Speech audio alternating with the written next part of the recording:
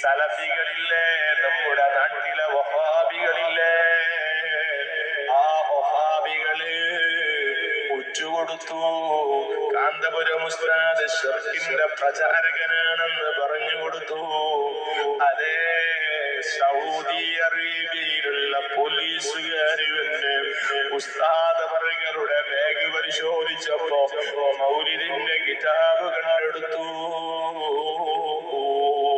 ഇസ്തിഗാസയും തവസ്സുലും ഉണ്ട് ഇതില്. അതുകൊണ്ട് നിങ്ങൾ ഖുറാഫിയാണ്, ഖുബൂരിയാണ്, ശിർക്കിന്റെ ആളാണെന്ന് പറഞ്ഞ് കൊണ്ടുപോയി ജയിലിലിട്ടില്ലേ?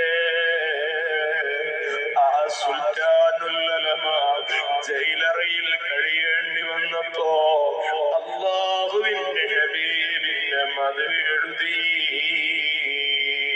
11ാമത്തെ ദിവസം ജയിൽ മോചനം ലഭിച്ചു.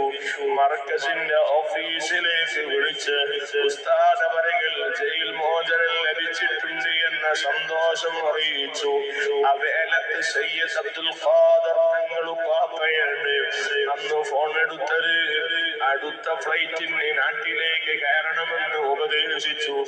തങ്ങളോട് ഉസ്താദിന്റെ മറുപടി, ഞാൻ ജയിലറയിൽ നിന്ന് എഴുതിയ മൗലിദ് കൊണ്ടുപോയി മദീനത്തെ റൗളയുടെ മുമ്പിൽ നിന്ന് എനിക്ക് ഹബീബിന് സമർപ്പിക്കണം തങ്ങളെ.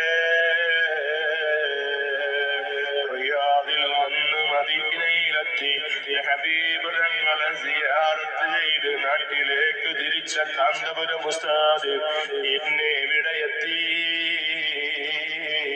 റബ്ബിന്റെ കഅബാലയം കഴുകൽ ചടങ്ങിന് സംബന്ധിക്കാൻ ഇന്ത്യൻ മുസ്ലിമീങ്ങളുടെ പ്രതിനിധിയായി, സൗദി അറേബ്യയുടെ അതിഥിയായി, പ്രത്യേക ഔദ്യോഗിക അതിഥിയായി മഹാനവറുകൾ ക്ഷണിക്കപ്പെട്ടുപോയി.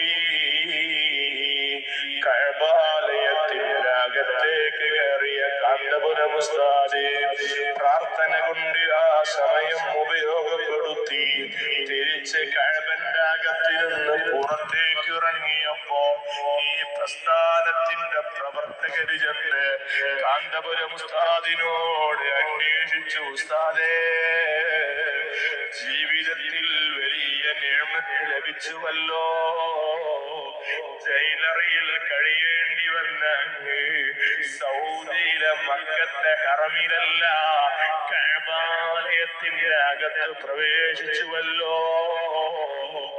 റബ്ബിന്റെ കഅബാലയത്തിന്റെ അകത്തളത്തിൽ നിന്ന്